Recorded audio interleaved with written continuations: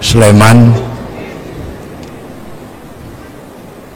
baru dilantik belum sebulan Pak Wakil Bupati, saya hormati nggih, muga kuat ngancani Pak Hardo. Pokoknya Pak Hardo sare jenengan sing melek jaga gawang beserta Ibu Bupati, Ibu Wakil Bupati yang saya hormati, Pak Kapolres juga baru, Pak Polres Tabes, Pak Nopo nih, Pak yang saya hormati, DPR dan seluruh jajaran Forkompimda, Kandepak yang saya hormati, semuanya, ini sing merbang yang saya hormati. Loh, langsung terbang. Para hadirin wal hadirat yang berbahagia, alhamdulillah. Ini peringatan Nuzulul Quran. Jadi istilahnya itu peringatan turunnya Al-Quran. Turun itu pengertiannya dari dulu ya, dari atas ke bawah. Jadi itu turun, jadi Quran itu turun. Nah, istilah Nuzulul Quran itu ya lebih mendekati kebenaran karena turun. Angka terendah itu satu. Nah, 2 lebih tinggi dari 1 kecuali juara kelas. Kalau juara kelas 1 lebih tinggi dari 2. Tapi kalau tangga 2 lebih tinggi dari 1. Nah, Quran itu posisi awalnya itu memang tinggi, karena posisi awal Al-Quran itu di langit ke-7. Jadi Al-Quran itu posisi pertamanya itu di langit ke-7, terus turun ke langit 1 ini kan langit 1 ini. Bumi itu langit 1 di 1 planet. Langit 1 itu isinya Merkurius, Venus, Bumi, Mars, Jupiter, Saturnus, Uranus, Neptunus, Pluto. Nggak tahu ini sudah dianulir apa belum Pluto ini. Dianulir, jadi Neptunus, cuman sampai Neptunus. Itu dalam ilmu tata surya ini disebut galaksi Bima Sakti. Yang diantara planet di galaksi ini ada namanya Bumi. Nah, yang kita tempati ini Bumi. Itu adanya cuma 1. Bumi itu cuma 1. Makanya Allah selalu menyebut bumi itu Ardun. Tapi Ardun itu ada ruang yang lebih gede, namanya sama, langit. Nah, langit ini terdiri dari beberapa langit. Makanya jamaknya sama itu samawat, beberapa langit. Nah, Al-Quran ini bukan di langit ini aslinya, tapi di langit ke-7. Jadi posisinya di langit ke-7. Nah, langit ke-7 itu di mana? Ya nggak tahu saya. Langit ke-7 itu nggak tahu jauhnya kayak apa. Karena keluar dari langit 1 ini mesti keluar melalui black hole, lubang hitam. Nah, lubang hitam itu Stephen Hawking aja nggak bisa bikin rumus di situ. Orang yang paling jago bikin rumus itu nggak ngerti caranya bikin rumus menembus black hole ini, lubang hitam. Nah, Rasulullah itu pernah melewati itu, menembus black hole masuk ke langit kedua, ke langit ketiga, ke langit keempat, ke langit kelima, 6 tuh 7. Nah itu posisinya di mana nggak tahu. Yang jelas bahwa Rasulullah itu sampai di Sidratil Muntaha, di langit ke-7. Nah di langit ke-7 itu ada cloud, kalau anak sekarang bilang ada cloud, ada pusat data. Jadi dunia ini ada pusat datanya, ada harddisk besar yang berisi tentang data-data apapun, blueprint dunia ini ada datanya. Nah data itu dijaga betul biar gak diretas, biar gak dihack.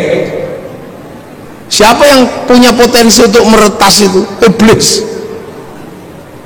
Makanya dijaga. Nah karena itu sangat terjaga, cloud atau harddisk catatan-catatan dunia itu, maka itu disebut lauhil mahfud.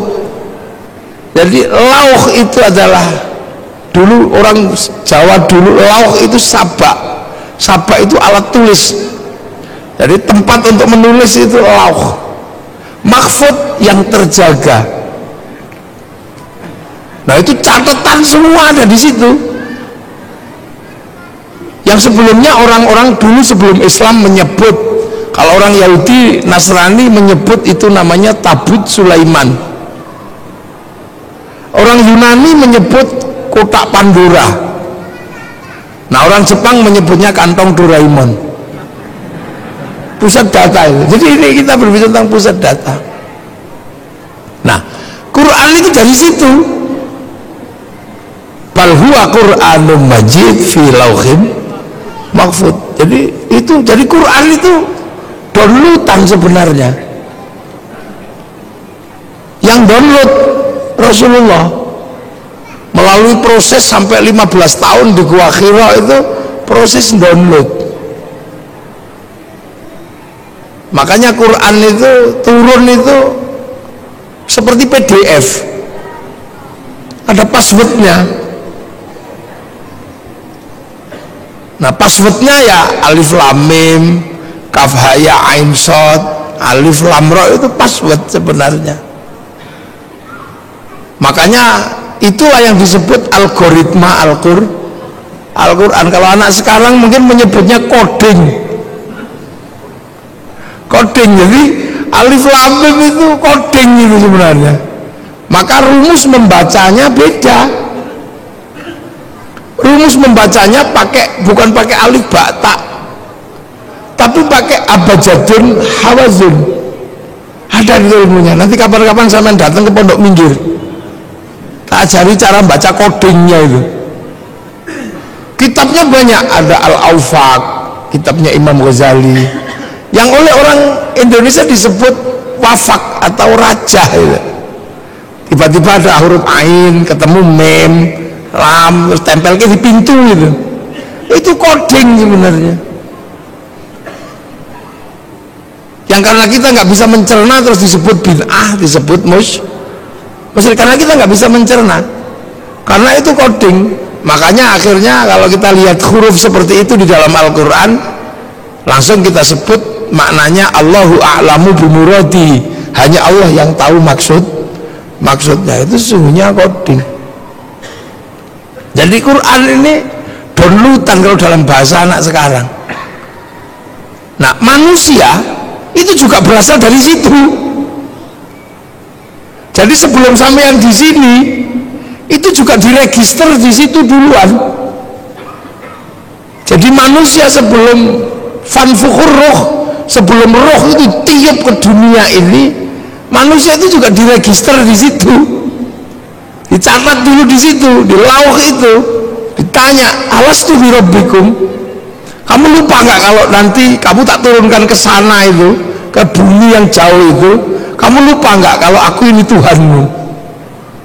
Sampean semua pernah jawab di hadapan Allah, qalu bala syahidna, ya Allah, saya saksi bahwa engkau Allah. Ya sudah, akhirnya manusia juga diturunkan ke sini. Nah ketika manusia diturunkan ke sini, terus tiba-tiba ya sama menjadi makhluk bumi. Makanya Quran itu disebut petunjuk. Petunjuk buat siapa? Buat manusia. Ibaratnya Al-Quran, ibaratnya pabrik itu mengeluarkan TV, maka di situ juga ada buku petunjuk pemakaian TV, buku petunjuk pemakaian handphone, buku petunjuk pemakaian ini. Makanya Quran itu disebut hudan, disebut petunjuk. Untuk siapa? Lil muttaqin. Gitu. Nah, muttaqin ini, makanya muttaqin itu yang pertama kali adalah alladzina yu'minuna bil ghaib. Jadi jangan salah. Jadi karena ini sebuah sistem di mana sistem ini tidak semuanya bisa dibuka oleh manusia, maka Quran itu sebelum ini jadi petunjuk dikasih coding dulu, alif lam mim. Loh, makanya muttaqin itu adalah orang-orang yang meyakini bahwa ada yang gaib. Karena apa? Ya karena nggak kelihatan. Nah, ini yang kadang terjadi perdebatan akhir-akhir ini, orang belajar coding disebut bid'ah, orang belajar coding disebut musyrik. Ini sekarang ini banyak, padahal Quran ini bukaan pertamanya ini coding, algoritma Al-Quran. Kalau ngerti algoritmanya ini dunia beres. Kenapa Cina itu begitu kuat? Karena dia mengerti algoritma digital domain internasional. Kenapa Amerika ini kuat? Karena dia menguasai coding algoritma digital. Dengan coding algoritma digital dia bisa ngambil uang dari seluruh dunia. Sampai membayar sekarang itu duit semua, bayar. Makanya dilawan sama Cina pakai codingnya Cina, sehingga Cina berani ngelawan Amazon pakai Alibaba. Itu pertarungan pertamanya mana? Di codingnya, bukan di Amazon sama Alibaba. Kalau Amazon sama Alibaba itu sistemnya, di dalamnya ada namanya algoritma dan coding. Kalau coding dan algoritmanya tidak dikuasai, nggak bisa ngelawan. Bagaimana bisa ngelawan Facebook pakai QQ run? Bagaimana bisa ngelawan WhatsApp pakai WeChat? Karena menguasai codingnya. Jangan dikira. Makanya logam dunia pun pakai coding. Saban kalau pernah belajar kimia itu kan codingnya ada. Oksigen pakai coding. Maka orang kalau ngerti coding oksigen, dia bisa produksi oksigen. Samator kenapa kuat? Dia punya coding H2O nya, dia bisa bikin. Nah, sampean nggak bisa bikin, ya keluar kentutnya doang. Bu, ini coding, ini ilmu kekinian. Handphone itu bisa menghubungkan sini Amerika pakai coding. Satu coding algoritma, yang kedua coding logam. Ketika emas dipertemukan dengan ini ada codingnya sampai di sini. Makanya nggak perlu kabel. Makanya laki-laki yang menguasai coding tentang perempuan bisa I love you tanpa harus berkata-kata. Loh iya. Makanya orang dulu kalau mencari coding ini puasa. Cinta perempuan kalau ditolak, cari codingnya. 3 hari 3 malam itu. Apakah pakai coding innahu min Sulaiman wa innahu bismillahirrahmanirrahim, atau pakai coding sun amat kaji hajiku jaran go. Ini gila. sekarang jarang sekali dibahas. Kenapa yang sampean selalu marah-marah itu? Yahudi dia menguasai codingnya, mempertemukan coding api dan coding air menjadi mesin. Kita tahunya cuma pakai motor wes gitu, tapi kok bisa besi ketemu dengan platina, besi ketemu dengan pertamax, ketemu dengan pertalite. Nah, saya nggak bakas itunya, ngapain bakas itunya?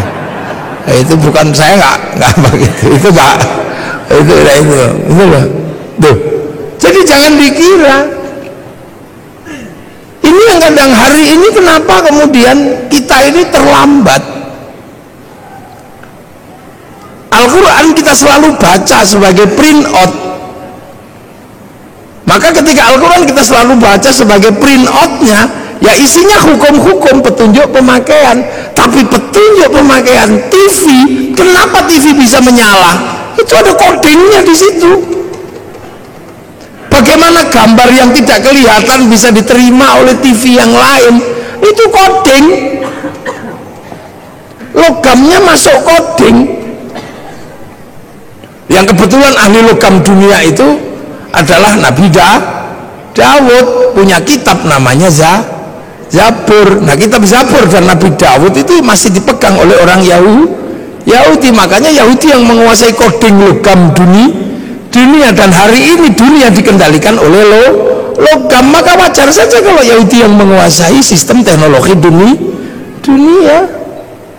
Lu jangan dikira sampean ini coding semua di sini nih. Kok bisa besi so ngirim gambar gitu. Lalu, jadi sama jangan dikira Facebook ketika dia menguasai codingnya, dia punya uang 200 triliun setiap bulan dari Asia Tenggara. Ayo, judi online, ngeslot itu yang pertama kali dilakukan bikin coding dan algoritma. Bukan bagaimana cara ngambil uang secara manual, pakai coding. Makanya ketika sampean mau dapat uang dari bank, ya pakai coding, passwordnya harus pas. Pakai coding orang ya duitnya nggak keluar, walaupun ATM-nya diproduksi sama oleh bank yang sama.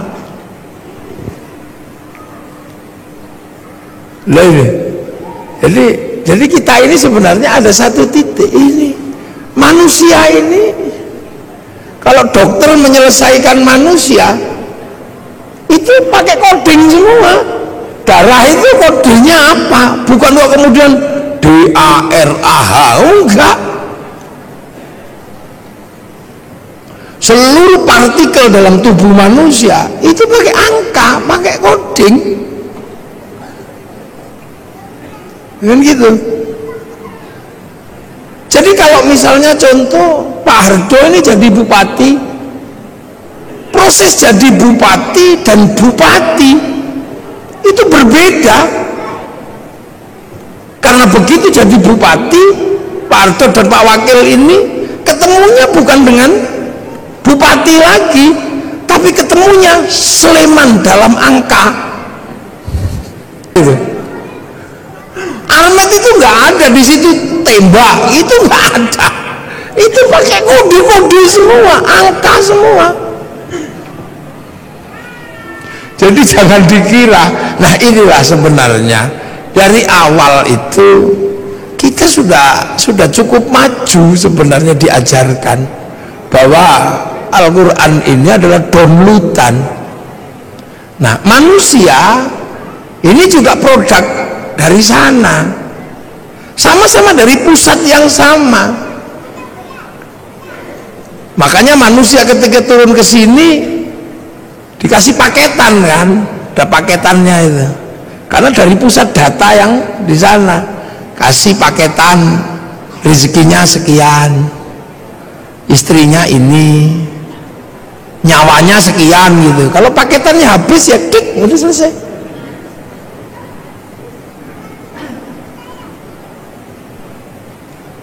gitu. Makanya pertama kali Quran itu Iqra bismi rabbika, memperkenalkan sesuatu yang ada di luar manusia sebagai pemilik semesta. Jadi pemilik semesta, ismu rabbika, kamu baca atas nama Tuhanmu. Tuhan siapa? Belum. Ismu rabbika itu siapa? Belum. Masih berbicara tentang Rob, bahwa ada penguasa semesta dan kamu ada di semesta itu. Alladzi khalaq, yang bikin kamu. Karena waktu itu manusia nggak ngerti, taunya bahwa manusia itu ya hadir dengan sendirinya.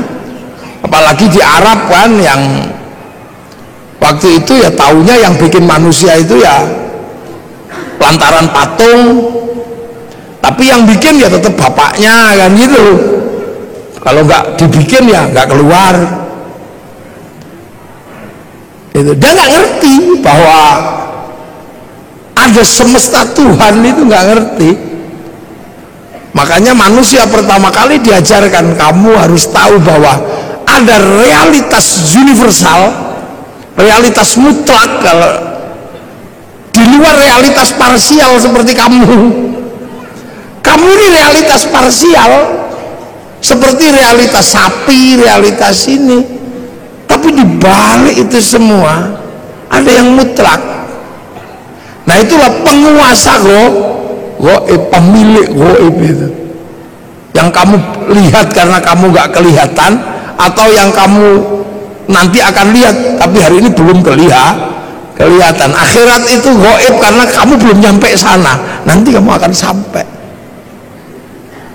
Sederhana itu aja, ya sudah, kamu bawa. Ada yang bikin, yang kebetulan Rasulullah di Mekah, karena orang Mekah waktu itu sudah nggak ngerti bahwa dunia dan seisinya itu ada pemiliknya.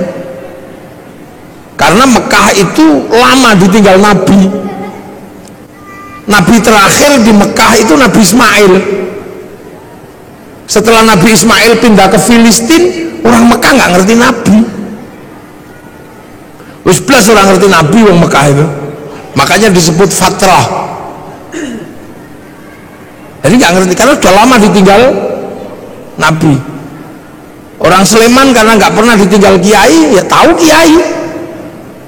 Makanya ketika kiai datang ya bupati aja nyambut.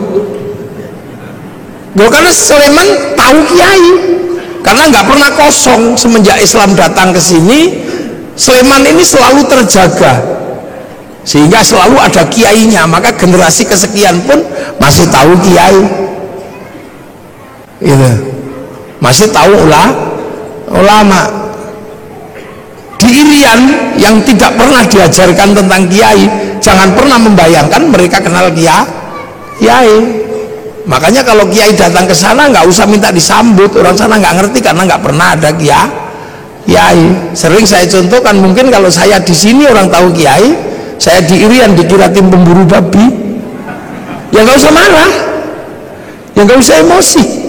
Makanya Rasulullah itu ketika harus berbicara tentang Rob itu penuh kesabaran di Mekah itu, karena orang Mekah nggak ngerti.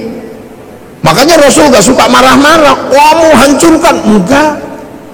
Yang tahu Rasulullah itu Rasul itu di Mekah waktu itu cuman Allah, nggak ada yang ngerti. Beda kalau Rasul lahir di Filistin. Filistin itu secara teologi, secara sosiologi, secara antropologi masih ketunggon. Apa ketunggonnya? Masih ditungguin Nabi. Jadi orang tahu Nabi kalau di sana. Kalau di sana nggak ngerti. Kalau Nabi lahir di Palestina gitu, enteng. Aku Nabi. Oh ya, kamu Nabi. Karena orang lain di Mekah aku Nabi. Makanya orang Mekah nggak ngerti Nabi. Makanya saksinya hanya Allah. Wa kafa billahi syahida. Hanya Allah saksinya.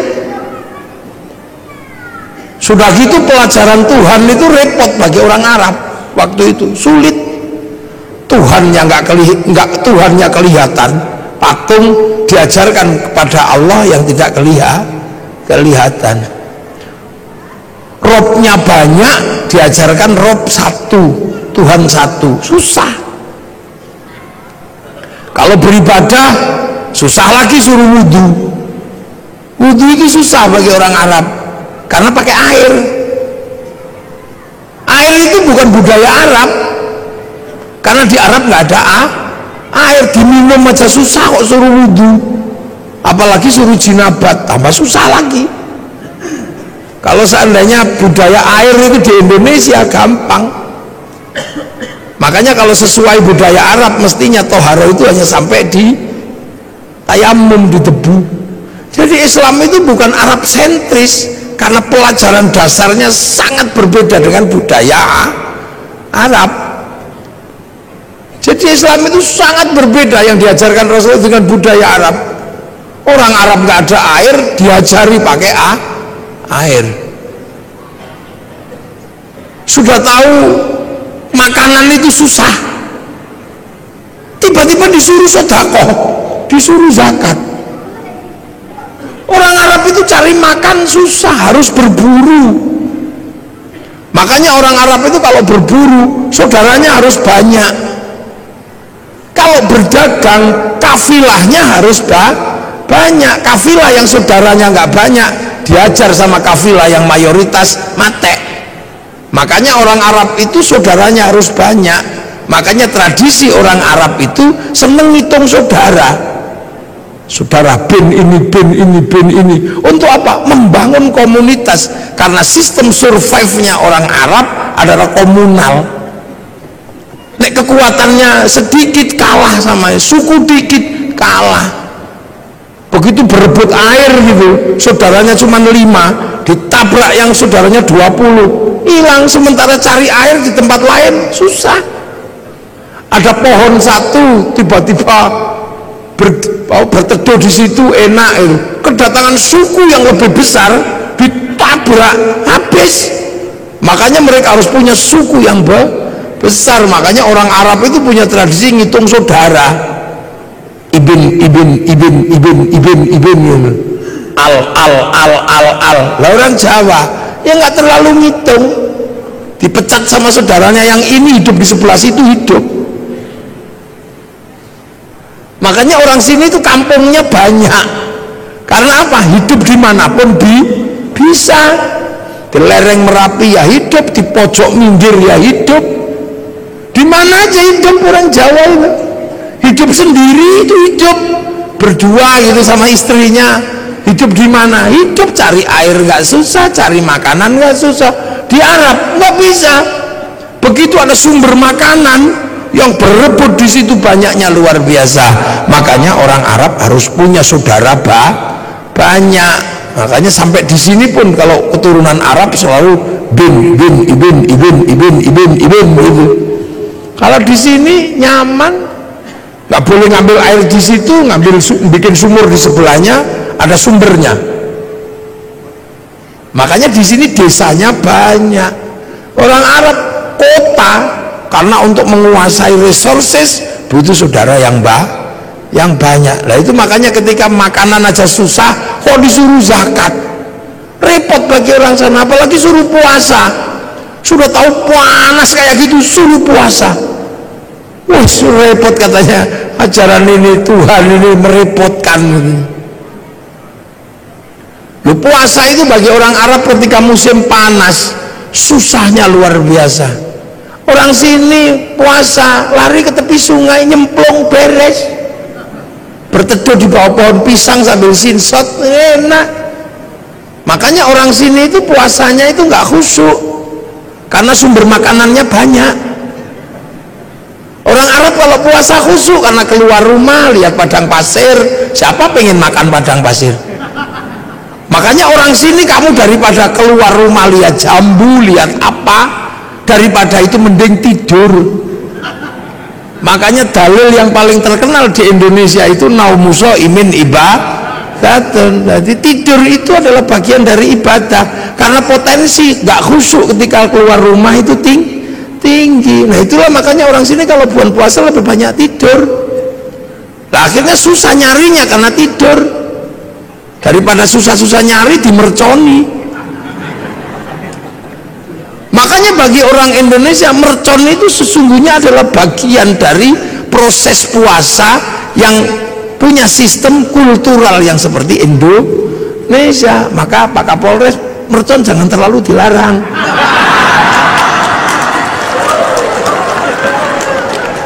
Nah, ya kan? Ada bagi lo ini budaya masing-masing sama. Orang Arab itu kalau zuhur, asar, satu-satunya tempat yang besar itu masjid, dan senang berkerumun. Makanya setiap waktu sholat mengumpulkannya nggak susah. Nah, orang sini di rumahnya nyaman, di sawahnya nyaman, sehingga waktu sholat lebih banyak tercecer di rumah, tercecer di sawah. Orang sana pasti langsung datang ke masjid. Karena apa? Pusat komunal itu masjid. Makanya kalau di sana Allahu Akbar, Allahu Akbar, sudah di dalam masjid, yang sudah nunggu semenjak sebelum sholat. Lah di sini nyaman di sawahnya, nyaman di kebunnya, makani bebek, ya makan nunggu masjid itu, sambil nunggu Robana ya Robana, sambil nunggu, karena nyaman di tempatnya masing-masing. Speakernya harus tinggi biar denger. Nanti datang satu malah rokokan depan masjid, ya yang sabar. Makanya ada pujian tombo ati, wong wis pegel nambah niatine dhewe ra katanya. Ini menghasilkan sistem sosiologi agama, antropologi agama itu muncul dari situ. Begitu udah nggak tahan karena terlalu lama, baru diuruki anjang teko. Ini sistem sosiologinya. Makanya puasa di sini nyaman, orang tidur ngorok gini, lihat matahari nggak kayak orang Arab. Orang Arab matahari keluar nampak, karena apa? Padang pasir. Orang sini baru bangun nggak akan lihat matahari, kehalang Gunung Merapi, kehalang bambu, kehalang apa. Makanya biar nggak kebablasan ada tarhim, imsak, siap-siap, hati-hati kebablasan. Terlalu malam nyenyak tidur, dibangunkan pakai toklek sahur, nyaman orang sini tidurnya. Sahur ora sahur sakarepmu. Loh, jadi proses di sana ini berbeda. Makanya ketika ajaran itu masuk susah, apalagi haji itu bagi orang Arab itu masalah. Kalau nggak saking kuatnya ajaran keyakinan, apa? Tawaf. Satu kalau musim panas, yang kedua syahwat. Orang Arab itu kalau lihat kaki, tangan dan muka, wah itu syahwatnya luar biasa. Sementara kalau tawaf, ini muka harus dibuka. Betapa kita bisa melihat orang-orang yang indah di sana. Sementara pada saat yang sama, yang laki-laki disuruh pakai baju, nggak boleh dijahit. Coba kalau mau mendabelkan tinggal wes gitu aja. Ini sosiologi agama. Makanya Islam itu ja'a ghoriban wa sayaudu ghoriban, asing dan akan pergi dengan asing. Loh, makanya Islam itu pertama ya wa kafa billahi syahida Muhammadur Rasulullahnya, Allah yang tahu. Sampai kemudian orang Arab ada yang bisa menerima. Nah itu yang disebut walladzina ma'ahu, orang yang bersama Rasulullah, para sahabat. Makanya sahabat itu ya orang Arab, karena Islam itu turun di Arab. Sahabat ya Abu Bakar, Umar, Utsman, nggak ada sahabat namanya Joni gitu, atau Hardo, itu nggak ada. Danang Edi Nggak ada. Wong itu baru terjadi proses di sana. Sampai akhirnya orang-orang yang mengikuti Rasul ini bentrok sama yang tidak mau. Makanya ada konsep asyidda'u alal kufar, marah sama yang kafir, yang nolak. Sampai akhirnya rekonsiliasi. Yang kafir masuk Islam, sudah, wong ora ngerti kok ya enggak apa-apa. Abu Sufyan, abu-abu yang lain masuk Islam. Dalam Al-Quran terdokumentasi ruhama'u bainahum tarahum ruka'an sujada yabtaguna fadlan minallah wa ridwanan simahum fi wujuhi min atharis sujud. Jadi tidak ada yang lain, hanya Allah. Sampai akhirnya Islam itu keluar dari jazirah Arab. Nah, itu digambarkan dalam Al-Quran ayat terusannya, dzalika mathaluhum fit Taurat wa mathaluhum fil Injil kazar'in. Islam itu digambarkan di Taurat dan di Injil seperti tanaman. Lah makanya kemudian ada yang nanam. Yang rukun Islam tadi itu, rukun Islam baru ditanam. Nah, ada yang berangkat nanam ke Eropa, Tariq bin Ziyad. Ada yang berangkat nanam ke Cina, Sa'ad bin Abi Waqqas. Ada yang berangkat nanam ke Afrika, sahabat Salman, sahabat Bilal. Nah, ketemulah dengan dunia yang berbeda, manusia yang berbeda, budaya yang berbeda. Terus ada yang ditanam ke Indonesia. Lah makanya ketika ditanam ke sini, wong konsepnya kazar'in seperti tanaman, maka orang Jawa ketika menerima Islam, konsep yang dipakai adalah apa? Lir ilir tandure wusu milir. Jadi zar'in itu tanduran, maka orang Jawa menyebut tandur. Jadi ojo dikira itu tembang ngarang, enggak. Kazar'in seperti tanaman. Mulane wong Jawa menyebutnya tandur, lir ilir tandure wusu milir. Aja krucak-krucik to, Kang. Ya. Jadi tandur. Nah, itu ditandur di semua tempat. Yang tadinya wudhu, di sini nggak ada masalah. Karena apa? Di sini banyak air. Itu sholat nggak ada masalah di sini, karena orang sini wis dari pelajaran dasar Tuhan itu juga nggak kelihatan. Tan kenoki noyongo apa laisa kamitslihi syai'un. Suruh puasa ya seneng orang sini, apalagi orang sini hobine poso. Karena dulu orang sini mengenal istilah upawasa. Upawasa itu nggak makan, nggak minum, nggak menyentuh perempuan, persiapan muksa. Makanya bahasa Islam syahrul Ramadan kok nggak makan, nggak minum, nggak menyentuh perempuan seperti upawasa, maka syahrul Siam disebut bulan puasa karena ditanam di sini. Sholat ya ditanam di sini, sembahyang Allah tanam sini, pengiran. Saya ini mestinya syaikhun ustadzun, tanam sini jadi kiai. Ya kudu trimo jejeran karo kebo Kiai Slamet, tombak Kiai Pleret, musola langgar, Allah pangeran, malah ono sing ngarani sing ngecat Lombok. Ya itu biasa. Sampai hari ini sing teko dhisik Honda, ya walaupun RE King ya tetap disebut Honda. Karena yang datang pertama Aqua, maka Ades pun ya rela disebut Aqua nasional disebut Sanyo, seluruh pembalut Yusuf Tek.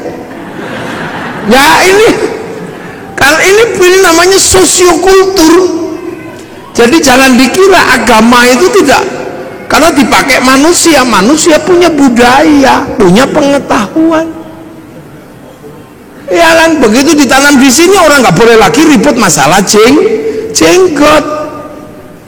Karena apa? Manusia sini rasnya mongoloid. Ras mongoloid tidak punya jenggot. Kalau ras Semit, bangsa Arya punya jenggot. Makanya sahabat dan orang Arab sampai sekarang masih punya jenggot seperti Nabi, karena bangsanya sama. Maka jangan ribut di negeri dengan ras tidak berjenggot.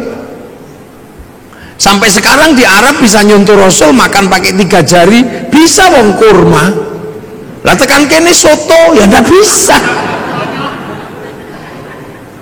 Sampai sekarang di sana jubahan masih bisa karena kultur dan geografinya masih sama. Orang sini pakai jubah ya nggak bisa nanam padi. Makanya jubah baju syar'i dipotong, potongan baju syar'i namanya syar'un. Orang sini nggak punya huruf ain, punyanya monggo botongo, maka syar'un jadi sarung, saruan jadi sarungan. Maka orang sini nggak perlu ribut masalah katok cingkrang karena fleksibel. Sampai nek pengen cingkrang lintingan sing rodok dhuwur, nek pengen medun plotrokno beres. Makanya sarung itu adalah titik kompromi antar isbal.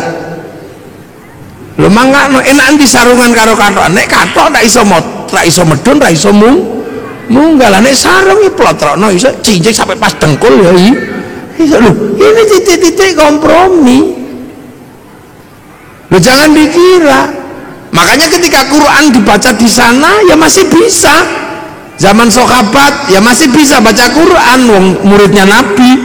Tabiin ketika yang jauh dari Arab nggak bisa baca Quran, yang lungkek-lungkek kayak cacing itu nggak bisa. Makanya terus tahun 65 Hijriah Quran itu dikasih titik-titik. Itu anyar itu. Nun ada 1 titik di atas, ba ada di bawah, tak 2. Itu zaman Abul Aswad Ad-Du'ali tahun 65 Hijriah.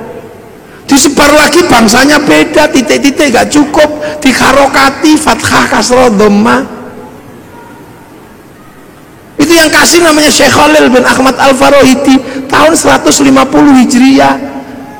100 berapa? 140-an lah setelah Nabi meninggal. Dibaca orang yang berbeda suku lagi, salam taklim. Itu ada wadduha, keluarnya wadduhai gitu mereka. Lekan nui ya ada. Sekarang ini kan bangsa Sundonan alladzina.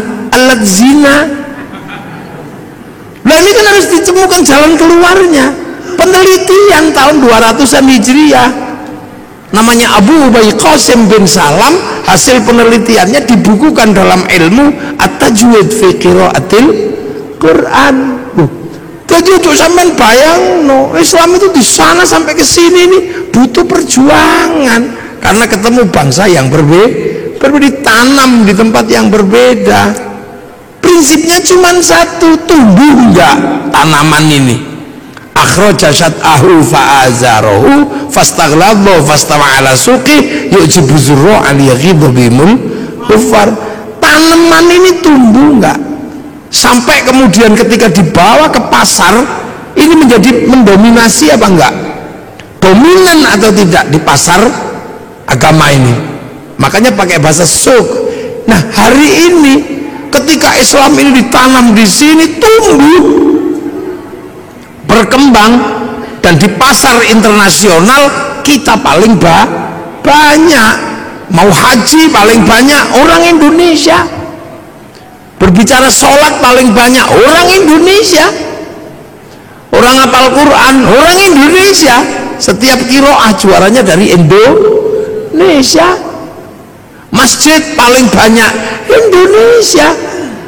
Jadi ketika berbicara konsep agama Islam dan pertumbuhannya, yang ditanam di Eropa macet, yang ditanam di Afrika ya segitu-gitu aja, yang ditanam di Cina juga nggak tumbuh, tapi yang ditanam di sini tumbuh subur menjadi dominasi pasar dunia. Loh kok gitu, ada yang mengatakan Islam terbaik ada di mana? Ya di sini.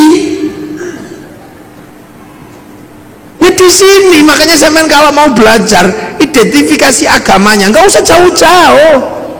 Karena identifikasi agamanya jauh-jauh akhirnya ribut di masalah simbolik, ributnya di jenggot. Jenggot ini bukan masalah prinsip karena ini masalah perbedaan bangsa. Kok tiba-tiba di sini ribut masalah jenggot? Kalau ribut masalah jenggot ya di Afghanistan sana, yang bangsanya masih jenggotan semua. Tiba-tiba di sini kok ribut masalah pujian. Tiba-tiba di sini ribut masalah gedek-gedek di zikir. Ya orang sana bahasa Arab paham, meskipun diem begini ngerti caranya zikir.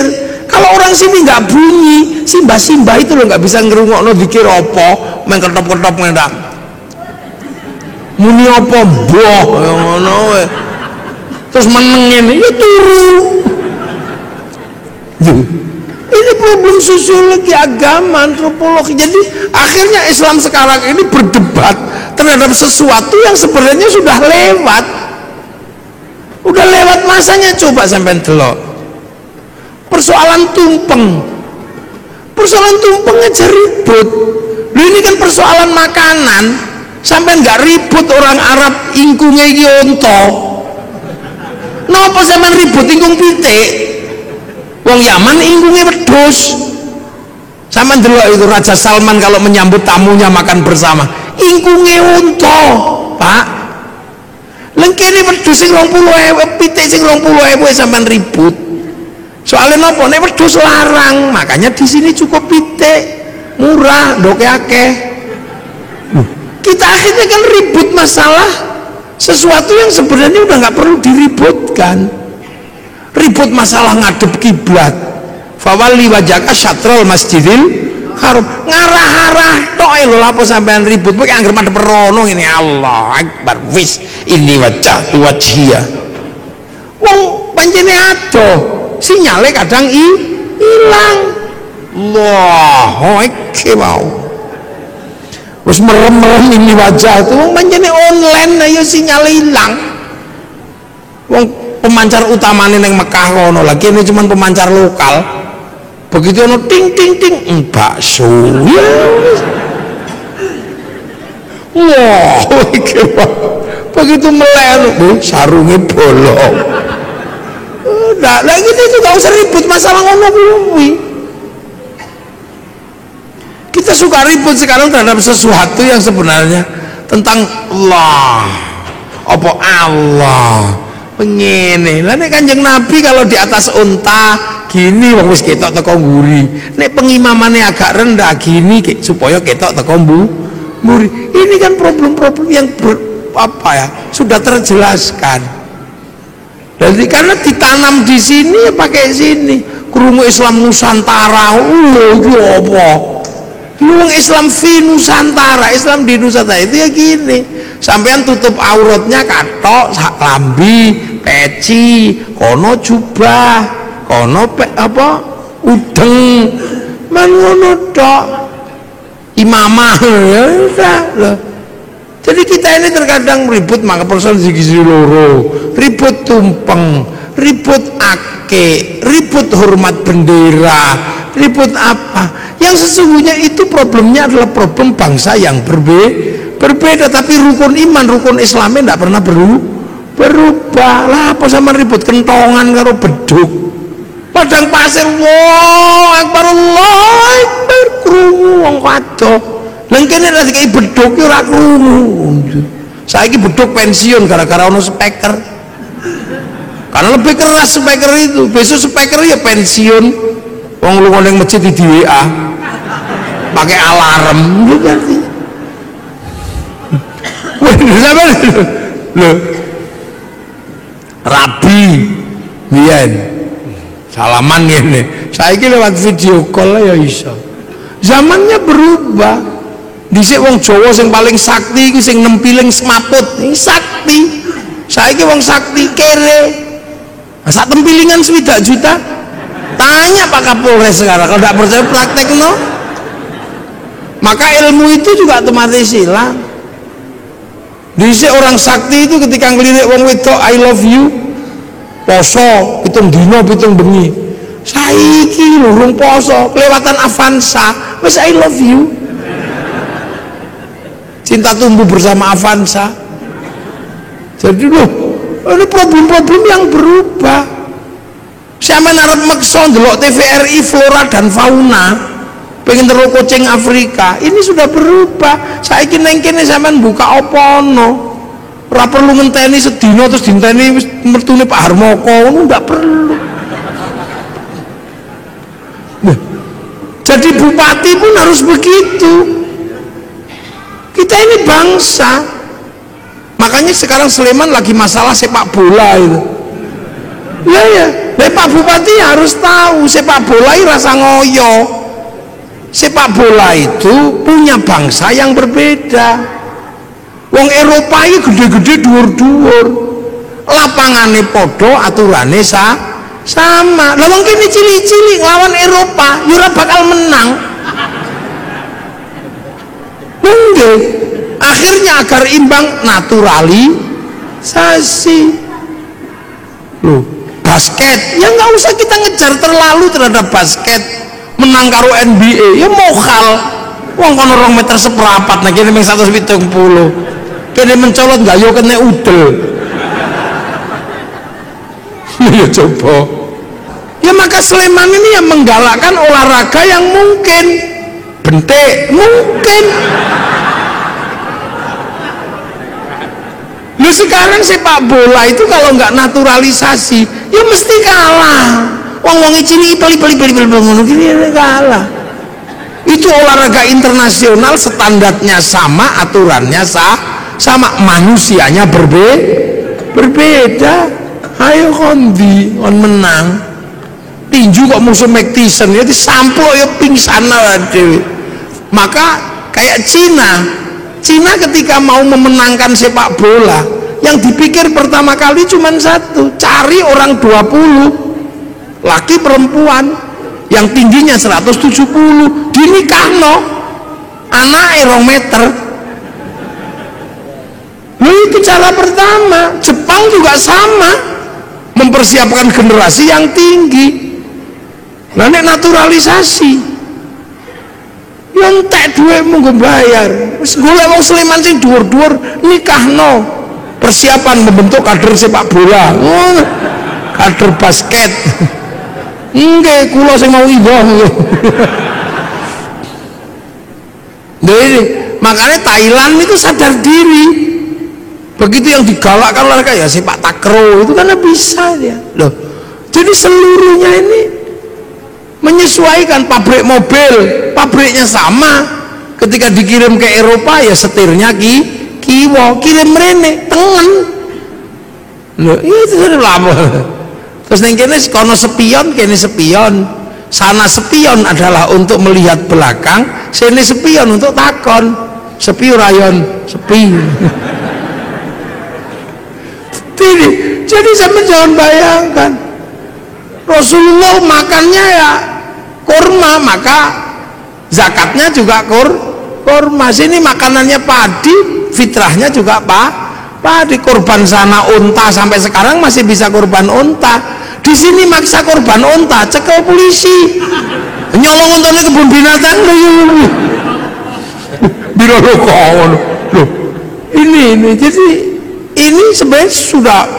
Nah, yang perlu dipahami ulang adalah bagaimana Al-Quran ini menyelesaikan problem yang sudah terbuka, yang dulu dibuka oleh para ulama terkait algoritmanya. Siapa ini yang akan ngurus? Kalau print outnya udah semuanya banyak yang hafal lah, penghafal terbanyak, tapi memahami codingnya ini. Karena manusia sama-sama dari sana, Quran dari sana.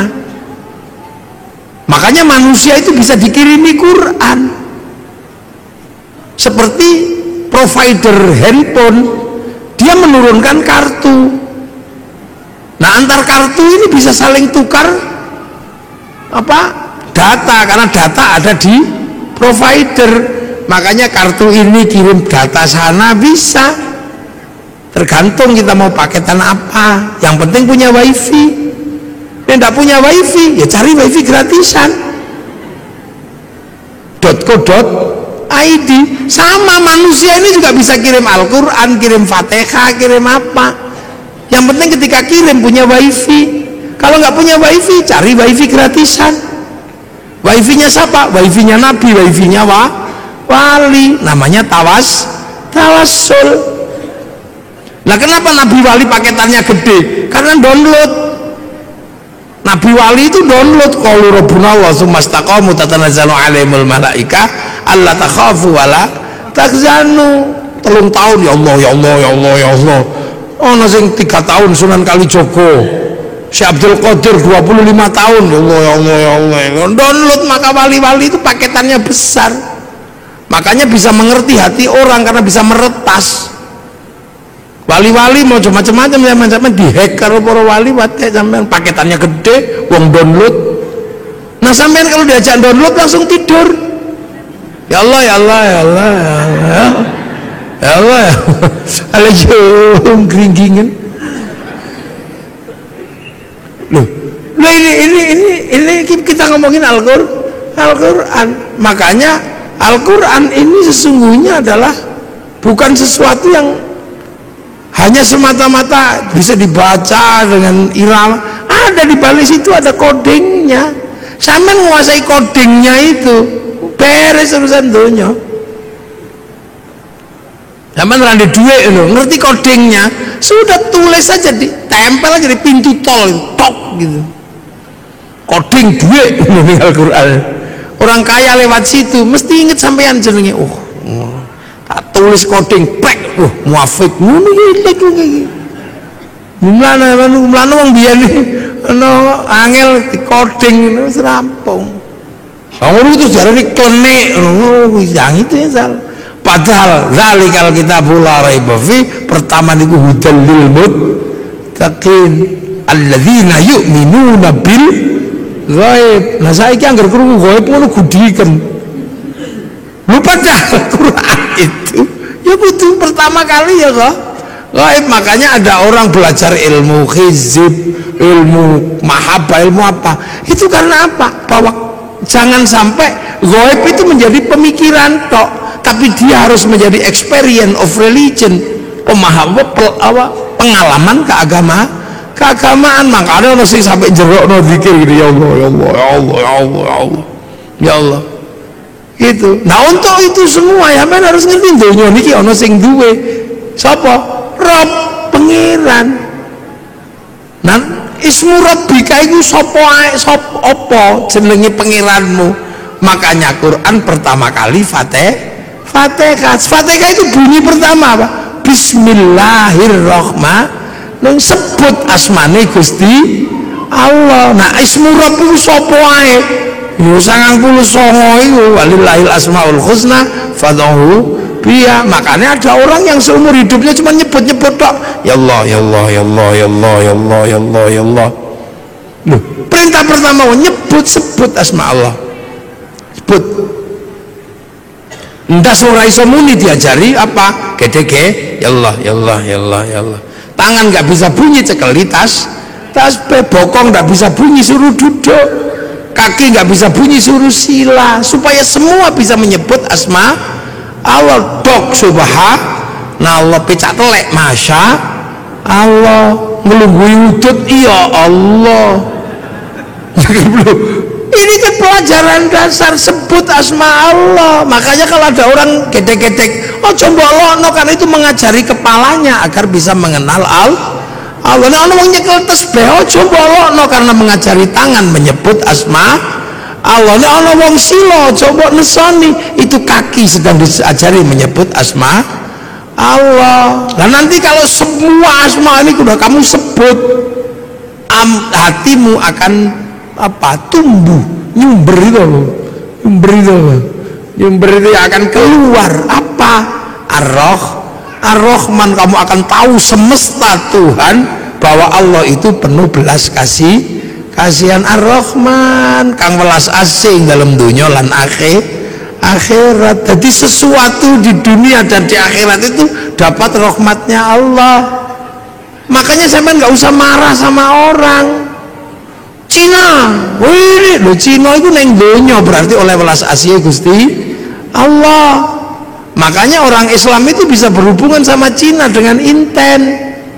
Kapan? Ya ketika sholat. Orang sholat pasti berhubungan sama Cina secara inten. Kenapa? Karena sholat itu nutup Aurat, tutup aurat itu kain itu urusannya pabrik kain. Nah pabrik kain itu sing duwe Cina, mula aja ngamukan karo Cina lunga udah. Loh, ini dunia ini nggak ada yang berdiri sendiri. Ngaji malam hari ini Jepangnya ra teko, mike teko. Sampean wudu, itu urusannya sama air, tapi air diurus sama pipa sanyo diurus Mas Pion. Sampean ra entuk ngamuk pabrik. Lunga haji pesawat dari wong Yahudi mati, sampean wangi. Loh, makanya Ar-Rahman ini meletakkan manusia hidup penuh kasih sayang. Karena apa? Saling melengkapi. Itu kurikulum dasar menjadi manusia yang integrated. Makanya kiai-kiai nek pokon maca Fatihah bismillah ilang emoh. Karena nek sampai kehilangan bismillah, dia akan kehilangan kurikulum dasar menyebut asma Allah. Mulanya uang nek maca Fatihah kok bismillah hilang, dia nggak punya kurikulum dasar menyebut Allah.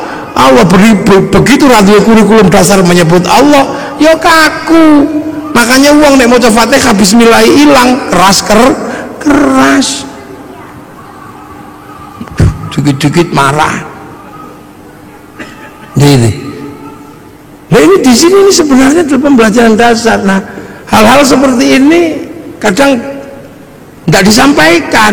Karena apa? Ini butuh konsekuensi logis. Konsekuensinya apa? Harus ada laboratorium Al-Quran misalnya. Depak Sleman harus membuat laboratorium untuk belajar coding Al-Quran. Itu Depak harus tanggung jawab. Kalau Depak tanggung jawab, ya bupati harus biayai. Kementerian Agama membiayai ini untuk apa? Mengkaji kitab-kitab klasik untuk membuka kembali algoritma dan coding Al-Quran. Kajian Al-Awfaq, Mamba Usulul Hikmah, Syamsul Ma'arif, ini kajian-kajian coding. Saya tahu seperti ini, kenapa coba? Belajar dari mana? Dari anak saya yang kecil. Angger dina Rebo belajar coding. Oh lah, kok sama dengan sing tak pelajari mbiyen. Cuman ini coding digital, sing tak pelajari mbiyen coding Al-Quran. Dulu saya belajar tentang abjadun hawazun ini. Ono wedhus ngangel di kongkon manak templek mbek ngono rong dina meteng.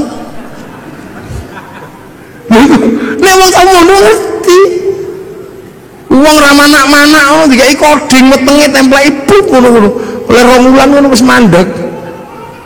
Lha iku biyen makane kan ada raja-raja itu coding sebenarnya. Oh, begitu delok lho kok padha karo sing diajari anakku. Cilik belajar coding ini sama. Cuman itu coding ABCD, kita coding Arab. Lah itulah makanya Indonesia ini nyimpen data besar juga nggak bisa. Karena coding kita nggak punya, huruf kita menggunakan huruf ABCD. Cina bisa karena codingnya huruf dia. Makanya ketahanan digital kita nggak pernah bisa. Karena apa? Coding huruf kita menggunakan huruf ABCD, huruf Eropa. Coba disepakati coding kita huruf Jawa gitu misalnya. Terus passwordnya Belgedes. Kira-kira. Tapi untuk kebutuhan itu butuh laboratorium besar. Jadi Depak Pak Sidik harus bahas itu nanti. Ajukan anggarannya kepada Pak Bupati. Boleh golek piye wong bupati kok kangelan. Iya, apakah Pak Bupati nanti golek nang Merapi apa nang endi ya wis karek kondo ngono ae to. Untuk bikin laboratorium bagaimana belajar coding Al-Quran. Wong kitabe ono kok. Jadi ojo MTQ tok sing diurus itu, codingnya juga harus diurus itu. Algoritmanya itu mesti diurus. Karena insya Allah kalau kita ketemu coding-coding itu, ilmu pengetahuan terupgrade dengan sendirinya. Iki loh menurut itu kok coding ini. Ya angka-angka semua ini jadi duit kabeh lagi. Jangan dikira itu nggak pakai uang, itu coding itu. Jadi video, jadi apa? Itu coding Kang. Ya bahwa wujudnya itu ujungnya apa? penguasaan dan dominasi. Nah kalau sudah penguasaan dan dominasi bisa intervensi, bisa menjadi sebuah agama yang kuat, bangsa yang kuat. Artinya apa? Bisa produksi. Nah bangsa itu kalau sudah bisa produksi, kekuatan bangsanya terjaga. Kenapa Jepang nyaman? Bisa produksi. Total handphone batine piro untuk menghidupi rakyatnya. Jadi urung sampai ngelola sumber daya alam, duit dari jualan iPhone cukup untuk menghidupi bangsanya. Jualan tank cukup untuk menghidupi bangsanya. Korea negara kecil itu loh, bisa menghidupi bangsanya dari dodolan lagu jenenge BTS. Loh, saya ini generasi zaman all ya. Masih ingat betul bahwa tahun 91 kalau nggak 92 itu konser terbesar di dunia itu Metallica di Moskow. Terjual tiketnya 6 juta tiket. Itu sampai sekarang belum pernah terbayangkan akan terkalahkan. Begitu Covid diajar karo BTS, kalah. Sekali konser itu berapa? 100 juta orang yang nonton. Itu daring. Seminggu 4 kali, sebulan 16 kali. Tak hitung dalam waktu 1 tahun pemasukan dari BTS untuk Korea 2.500 triliun. Total ceng ngono tok. Amerika dapat pemasukan dari Facebook dan dari WhatsApp mei bayar, belum bayar. Paling tidak per bulan 200 triliun. Nah sampean harus dodol apa? Geblek.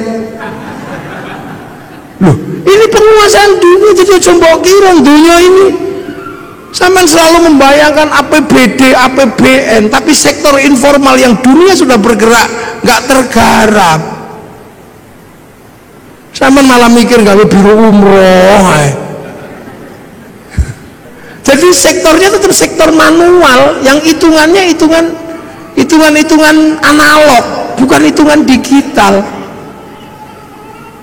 Pernah enggak terus tiba-tiba kaum muslimin ini berpikir sholat Jumat digital, online, malah jadi masalah. Imam yang Surabaya, makmum yang Semarang. Maka Pak Ardo jadi bupati juga mesti mikirin yang itu, Mangke Wardo. Nggih, ojo kok mikire pajak pasir ora oke.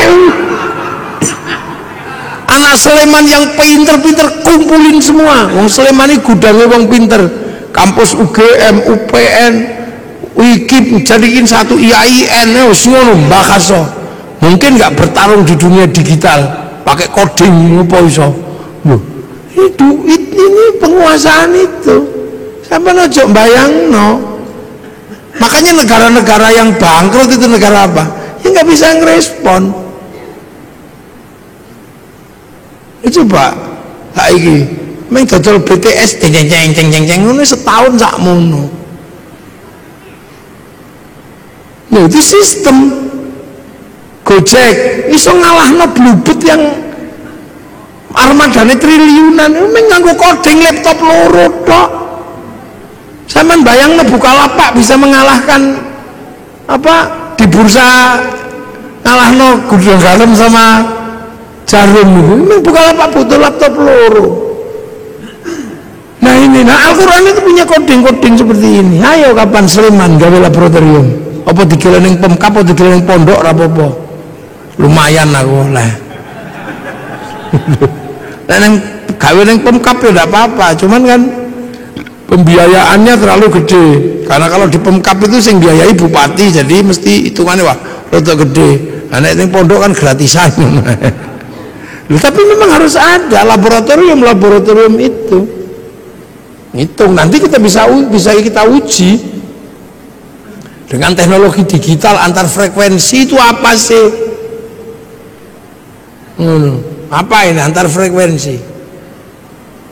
Kita buka itu Fikulubi Marodun itu apa kodingnya? Nanti kalau kodingnya ketemu alat ini untuk menghilangkan orang sakit hati. Orang yang aromaterapi yang mampu menghilangkan sakit hati. Lu ini berarti agama ini sebenarnya sesuatu yang sangat luas dan masa depan.